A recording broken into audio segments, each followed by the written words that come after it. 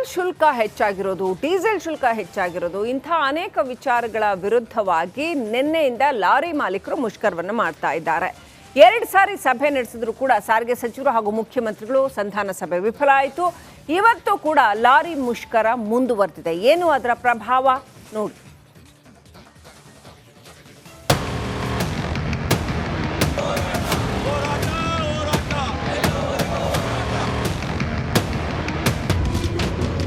ಎರಡನೇ ದಿನಕ್ಕೆ ಕಾಲಿಟ್ಟ ಲಾರಿ ಮಾಲೀಕರ ಆಕ್ರೋಶ. ಸಿಎಂ ಸಿದ್ದು ಸಾರಿಗೆ ಸಚಿವರ ಸಂಧಾನ ಸಭೆ ವಿಫಲ. ಡೀಸೆಲ್ ಬೆಲೆ ಏರಿಕೆ ಖಂಡಿಸಿ ಹಾಗೂ ವಿವಿಧ ಬೇಡಿಕೆಗಳ ಈಡೇರಿಕೆಗಾಗಿ ಲಾರಿ ಮಾಲೀಕರ ಸಂಘದಿಂದ 9 ಲಕ್ಷಕ್ಕೂ ಹೆಚ್ಚು ಸರಕು ಸಾಗಾಟದ ವಾಹನಗಳು ನಿಂತಲ್ಲೇ ನಿಂತಿವೆ. ಸಮಸ್ಯೆ ಆಲಿಸಿ ಪರಿಹಾರ ನೀಡಬೇಕಿದ್ದ ಸರ್ಕಾರ ಹಿಡಿದ ಪಟ್ಟನ್ನ ಮುಂದುವರೆಸಿದೆ. ಇದೇ ಕಾರಣಕ್ಕೆ ಲಾರಿ, ಟೆಂಪೋ ಜೊತೆಗೆ ಗೂಡ್ಸ್ ವಾಹನಗಳು ಸೇರಿದಂತೆ ಸರಕು ಸಾಗಾಟದ ವಾಹನಗಳು ನಿನ್ನೆ ರಸ್ತೆಗೆ ಇಳಿಯಲೇ ಇಲ್ಲ.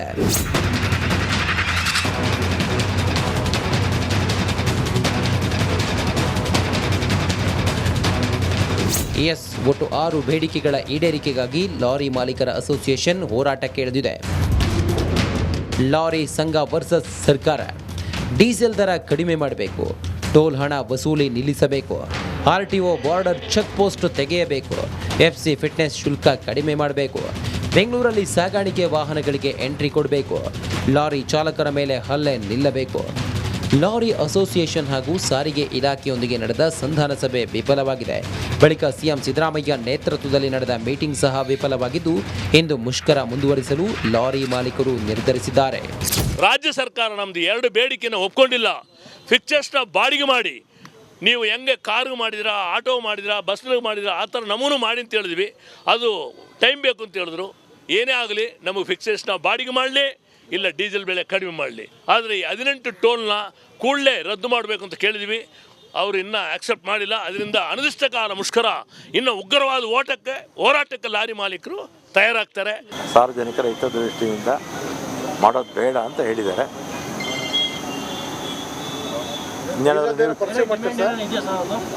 ಬೇರೆ ಇಷ್ಟೇ ಈಗ ನೀವು ಪರ್ಸೀವ್ ಮಾಡ್ತೀರಾ? ನೀವು ಈಗ ಆರ್ಟಿಒ ಓದಿರ್ಬೋದು, ಅದು ನನ್ನ ಲೆವೆಲ್ ನಾನು ಮಾಡ್ತೀನಿ. ಇನ್ನು ಲಾರಿ ಮುಷ್ಕರದಿಂದ ಸಾರ್ವಜನಿಕರಿಗೆ, ಎಪಿಎಂಸಿ ವರ್ತಕರಿಗೆ ಭಾರಿ ಹೊಡೆತ ಬಿದ್ದಿದೆ.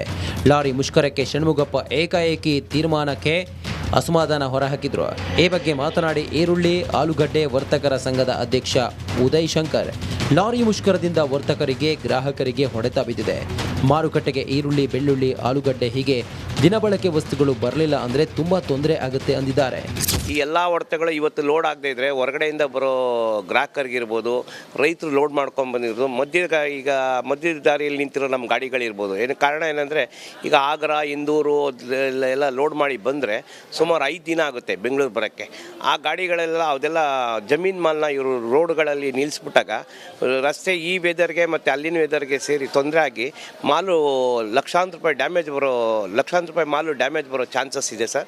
ಇದರಿಂದ ಗ್ರಾಹಕರಿಗೆ ಹೆಚ್ಚಿಗೆ ತೊಂದರೆ ಆಗುತ್ತೆ, ವರ್ತಕರಿಗೂ ಅಷ್ಟೇ ತೊಂದರೆ ಆಗುತ್ತೆ, ರೈತರಿಗೂ ತೊಂದರೆ. ಒಟ್ಟಿನಲ್ಲಿ ನಿನ್ನೆ ಸಂಧಾನ ವಿಫಲವಾಗಿದ್ದು ಇಂದು ಮುಷ್ಕರ ಮುಂದುವರಿಯಲಿದೆ. ರೈತರಿಗೆ ಮತ್ತೊಂದು ಕಡೆ ಮಾರುಕಟ್ಟೆ, ವರ್ತಕರಿಗೆ ಭಾರಿ ಹೊಡೆತ ಬೀಳುವ ಸಾಧ್ಯತೆ ಇದೆ.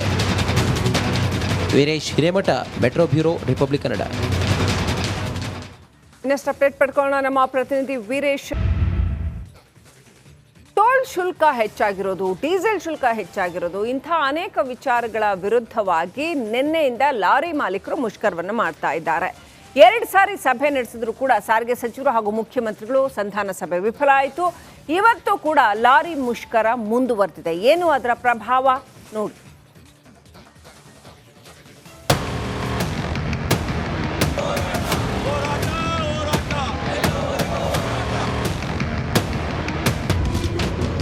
ಎರಡನೇ ದಿನಕ್ಕೆ ಕಾಲಿಟ್ಟ ಲಾರಿ ಮಾಲೀಕರ ಆಕ್ರೋಶ. ಸಿಎಂ ಸಿದ್ದು ಸಾರಿಗೆ ಸಚಿವರ ಸಂಧಾನ ಸಭೆ ವಿಫಲ.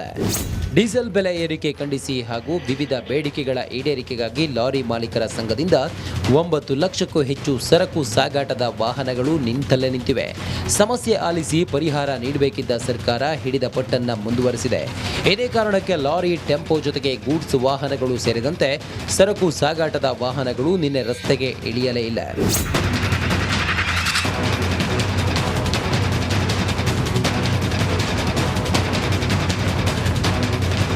ಎಸ್, ಒಟ್ಟು 6 ಬೇಡಿಕೆಗಳ ಈಡೇರಿಕೆಗಾಗಿ ಲಾರಿ ಮಾಲೀಕರ ಅಸೋಸಿಯೇಷನ್ ಹೋರಾಟಕ್ಕೆ ಇಳಿದಿದೆ. ಲಾರಿ ಸಂಘ ವರ್ಸಸ್ ಸರ್ಕಾರ. ಡೀಸೆಲ್ ದರ ಕಡಿಮೆ ಮಾಡಬೇಕು, ಟೋಲ್ ಹಣ ವಸೂಲಿ ನಿಲ್ಲಿಸಬೇಕು, ಆರ್ಟಿಒ ಬಾರ್ಡರ್ ಚೆಕ್ ಪೋಸ್ಟ್ ತೆಗೆಯಬೇಕು, ಎಫ್ಸಿ ಫಿಟ್ನೆಸ್ ಶುಲ್ಕ ಕಡಿಮೆ ಮಾಡಬೇಕು, ಬೆಂಗಳೂರಲ್ಲಿ ಸಾಗಾಣಿಕೆ ವಾಹನಗಳಿಗೆ ಎಂಟ್ರಿ ಕೊಡಬೇಕು, ಲಾರಿ ಚಾಲಕರ ಮೇಲೆ ಹಲ್ಲೆ ನಿಲ್ಲಬೇಕು. ಲಾರಿ ಅಸೋಸಿಯೇಷನ್ ಹಾಗೂ ಸಾರಿಗೆ ಇಲಾಖೆಯೊಂದಿಗೆ ನಡೆದ ಸಂಧಾನ ಸಭೆ ವಿಫಲವಾಗಿದೆ. ಬಳಿಕ ಸಿಎಂ ಸಿದ್ದರಾಮಯ್ಯ ನೇತೃತ್ವದಲ್ಲಿ ನಡೆದ ಮೀಟಿಂಗ್ ಸಹ ವಿಫಲವಾಗಿದ್ದು, ಇಂದು ಮುಷ್ಕರ ಮುಂದುವರಿಸಲು ಲಾರಿ ಮಾಲೀಕರು ನಿರ್ಧರಿಸಿದ್ದಾರೆ. ರಾಜ್ಯ ಸರ್ಕಾರ ನಮ್ಮದು 2 ಬೇಡಿಕೆನ ಒಪ್ಕೊಂಡಿಲ್ಲ. ಫಿಕ್ಚರ್ಸ್ನ ಬಾಡಿಗೆ ಮಾಡಿ, ನೀವು ಹೆಂಗೆ ಕಾರು ಮಾಡಿದಿರಾ, ಆಟೋ ಮಾಡಿದಿರಾ, ಬಸ್ನಲ್ಲಿ ಮಾಡಿದಿರಾ, ಆ ಥರ ನಮೂನು ಮಾಡಿ ಅಂತ ಹೇಳಿದ್ವಿ. ಅದು ಟೈಮ್ ಬೇಕು ಅಂತ ಹೇಳಿದ್ರು. ಏನೇ ಆಗಲಿ ನಮಗೆ ಫಿಕ್ಚರ್ಸ್ನ ಬಾಡಿಗೆ ಮಾಡಲಿ, ಇಲ್ಲ ಡೀಸೆಲ್ ಬೆಲೆ ಕಡಿಮೆ ಮಾಡಲಿ. ಆದರೆ ಈ 18 ಟೋಲ್ನ ಕೂಡಲೇ ರದ್ದು ಮಾಡಬೇಕು ಅಂತ ಕೇಳಿದ್ವಿ. ಅವರು ಇನ್ನೂ ಆಕ್ಸೆಪ್ಟ್ ಮಾಡಿಲ್ಲ. ಅದರಿಂದ ಅನಿರ್ದಿಷ್ಟಕಾಲ ಮುಷ್ಕರ, ಇನ್ನು ಉಗ್ರವಾದ ಹೋರಾಟಕ್ಕೆ ಲಾರಿ ಮಾಲೀಕರು ತಯಾರಾಗ್ತಾರೆ. ಸಾರ್ವಜನಿಕರ ಹಿತದೃಷ್ಟಿಯಿಂದ ಮಾಡೋದು ಬೇಡ ಅಂತ ಹೇಳಿದ್ದಾರೆ. ಪರಿಚಯ ಮಾಡ್ತೀರಾ ಸರ್? ಬೇರೆ ಇಷ್ಟೇ ಈಗ ನೀವು ಪರಿಚಯ ಮಾಡ್ತೀರಾ ನೀವು? ಈಗ RTO ಇರ್ಬೋದು, ಅದು ನನ್ನ ಲೆವೆಲ್ ನಾನು ಮಾಡ್ತೀನಿ. ಇನ್ನು ಲಾರಿ ಮುಷ್ಕರದಿಂದ ಸಾರ್ವಜನಿಕರಿಗೆ, ಎಪಿಎಂಸಿ ವರ್ತಕರಿಗೆ ಭಾರಿ ಹೊಡೆತ ಬಿದ್ದಿದೆ. ಲಾರಿ ಮುಷ್ಕರಕ್ಕೆ ಷಣ್ಮುಗಪ್ಪ ಏಕಾಏಕಿ ತೀರ್ಮಾನಕ್ಕೆ ಅಸಮಾಧಾನ ಹೊರಹಾಕಿದ್ರು. ಈ ಬಗ್ಗೆ ಮಾತನಾಡಿ ಈರುಳ್ಳಿ ಆಲೂಗಡ್ಡೆ ವರ್ತಕರ ಸಂಘದ ಅಧ್ಯಕ್ಷ ಉದಯ್ ಶಂಕರ್, ಲಾರಿ ಮುಷ್ಕರದಿಂದ ವರ್ತಕರಿಗೆ, ಗ್ರಾಹಕರಿಗೆ ಹೊಡೆತ ಬಿದ್ದಿದೆ.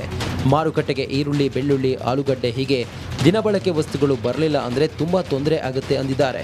ಈ ಎಲ್ಲ ಹೊಡೆತಗಳು ಇವತ್ತು ಲೋಡ್ ಆಗದೇ ಇದ್ದರೆ ಹೊರಗಡೆಯಿಂದ ಬರೋ ಗ್ರಾಹಕರಿಗಿರ್ಬೋದು, ರೈತರು ಲೋಡ್ ಮಾಡ್ಕೊಂಡು ಬಂದಿರೋದು, ಮಧ್ಯ ದಾರಿಯಲ್ಲಿ ನಿಂತಿರೋ ನಮ್ಮ ಗಾಡಿಗಳಿರ್ಬೋದು. ಕಾರಣ ಏನಂದರೆ ಈಗ ಆಗ್ರಾ, ಇಂದೂರು ಎಲ್ಲ ಲೋಡ್ ಮಾಡಿ ಬಂದರೆ ಸುಮಾರು 5 ದಿನ ಆಗುತ್ತೆ ಬೆಂಗಳೂರು ಬರೋಕ್ಕೆ.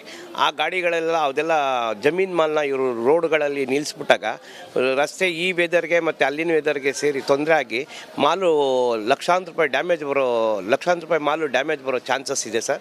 ಇದರಿಂದ ಗ್ರಾಹಕರಿಗೆ ಹೆಚ್ಚಿಗೆ ತೊಂದರೆ ಆಗುತ್ತೆ, ವರ್ತಕರಿಗೂ ಅಷ್ಟೇ ತೊಂದರೆ ಆಗುತ್ತೆ, ರೈತರಿಗೂ ತೊಂದರೆ. ಒಟ್ಟಿನಲ್ಲಿ ನಿನ್ನೆ ಸಂಧಾನ ವಿಫಲವಾಗಿದ್ದು ಇಂದು ಮುಷ್ಕರ ಮುಂದುವರಿಯಲಿದೆ.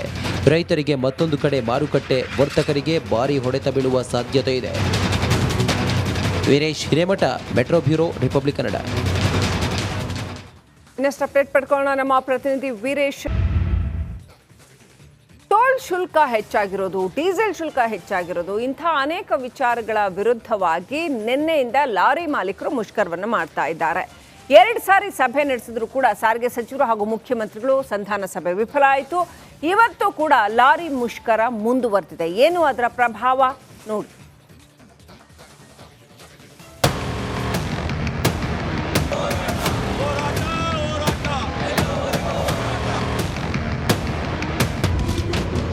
ಎರಡನೇ ದಿನಕ್ಕೆ ಕಾಲಿಟ್ಟ ಲಾರಿ ಮಾಲೀಕರ ಆಕ್ರೋಶ.